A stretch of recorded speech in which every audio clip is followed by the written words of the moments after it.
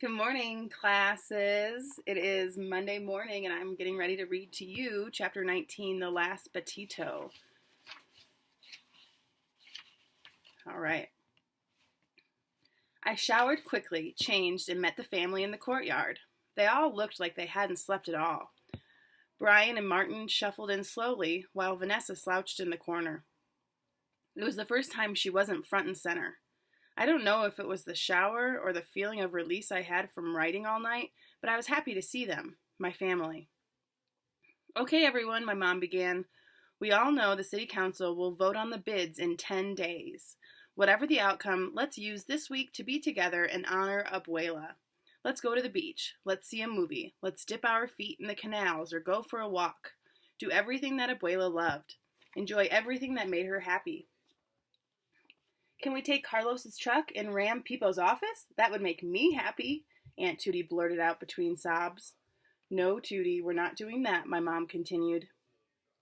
I don't want to think about that man or the bids. I want to stay positive. Positive? Aunt Tootie sobbed. Positive? Yes, my mom said. Win or lose. Now let's think about other things. The family completely ignored my mom's request and chattered among themselves about what would happen if Wilfredo won the vote. I refuse to believe he'll win. We can't think like that. Yeah, the neighborhood can't possibly be on that guy's side. It sure looked like a bunch of people were on his side at the festival, Mary said. But they took our flyers, Martin replied. They were scattered all over the street, Vanessa said. What has happened to this neighborhood? It's like they're under a spell or something. Wilfredo has enchanted them. Maybe we should protest at City Hall, too. I can get my team on it, Vanessa offered. That's a great idea, Vanessa, but no, my mom said. I can't believe you're giving up, Carrie. I'm not giving up, Tootie. I'm thinking of our family. That's not what Mommy would have wanted. She would have fought. Mommy isn't here, Tootie. It's only us. My mom and Aunt Tootie argued back and forth, which made everyone else get really quiet. My mom's cheeks turned bright red. Aunt Tootie's face tightened as if to hold back tears, but the tears splashed out anyway. I felt a nervous energy all around, and I tried to think of a way to stop them, but no words came out. Abuela's absence was so strong, it literally broke us. If she were here, all she'd have to do was take our hands and offer a prayer, and everyone would quiet down and listen. Instead, I watched my family crack open. Finally, my mom put an end to the conversation. Mommy made me the principal owner of this restaurant, and I am going to do what is best for this family. I looked around, and everyone tried to avoid eye contact with my mom. When I finally met her gaze, she had the look on her face that she'd give the cooks who didn't listen to her in the kitchen. We need to stop this emotional runaround. Abuela is gone. We've been so focused on losing that we've forgotten what is important, and that is family. If we lose and our lease isn't renewed, we'll find a new location. But that's enough fighting, no more. No, I said. I realized I was the only one speaking. Now. The whole family had gone quiet. Even Tootie had retreated to a bench. Mom, we can't give up. We have to keep fighting. My dad came up to my mom. He was always the calm one of the family. I had never heard him yell or scream at anyone. It was why he was so good at customer service at the restaurant. Even if a guest was rude, my dad never lost his temper. Carrie, he said, remember that this restaurant is what your parents built their whole lives on. It isn't just a building, it's a home. We built our whole lives on it too. I think that's what Arturo's trying to say. I know, Robert, but we need to stop trying to change things that are not in our control. A lump formed in my throat and I found it hard to swallow. But, Abuela, I could hardly manage. Arturo, my mom said, her voice softer now, almost like she was trying to whisper. Abuela and Abuelo left a place many years ago and found a new home, a new life. They made new memories and kept their old ones in their hearts. I turned away from her.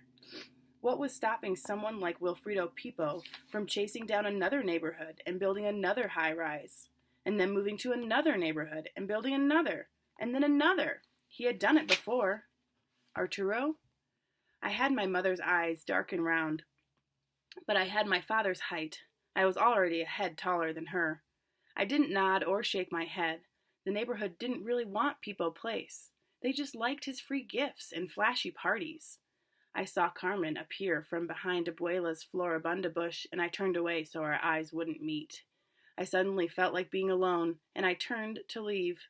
Some of my family members looked like they wanted to talk to me, but I just couldn't deal with it. I went to our apartment and then my room and shut the door. My mom called out a few minutes later, but I didn't answer. No more conversations. I thought about how things could change so quickly. A few weeks ago, Mop and Bren were still here. Carmen wasn't around yet to confuse me. The restaurant was still safe, and Abuela was still... Well, anyway.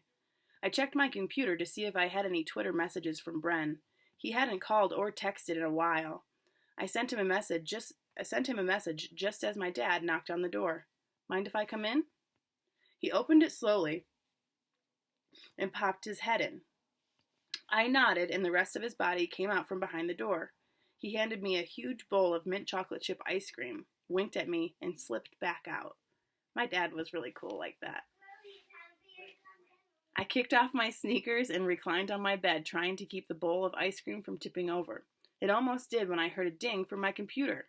Bren had sent me a message, so I put the bowl down on my desk and went to read it. So, at Pitbull for life, this is Bren. How's it going over there, dude? I thought about telling Bren that Abuela had passed away, but it felt like something I should say in person. Plus, I really just wanted to feel normal for a second, like nothing had changed. Arturo says, Hey, Bren, not that good. What's up with you? Bren says, had a GF for a bit. Didn't work out. Don't understand women. How's Carmen? You guys make out yet? Arturo says, totally not happening. Pitbull says, give love a chance, bro. So what's the deal with the restaurant stuff? Arturo says, I think Wilfredo Pipo's going to win and my family has given up. Bren says, dude, you better not give up. Arturo says, it seems like a fight that's impossible to win, you know? Bren says, you are Arturo freaking Zamora. You practiced and practiced to get on the b-ball team, and after tryouts, coach was so impressed he let you on. Arturo says, I was on the practice team, dude. Bren says, bro, you got a jersey and became the first 6th grader to ever play on the 8th grade team. Instant popularity upgrade. Arturo says, yeah, I guess. Hey, I wrote some poetry.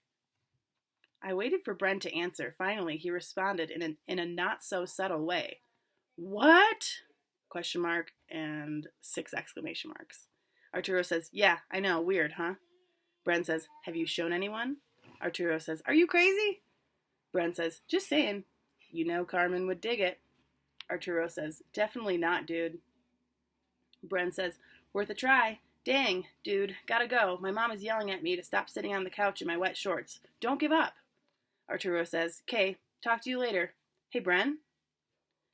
Bren says, what up, compadre? Arturo says, thanks, dude. Bren says, no problem. Later, bro. Bren signed out. My ice cream had completely melted in the bowl, so I slurped up the minty liquid left behind. It tasted like a milkshake. It tasted like a batito. Abuela's batito.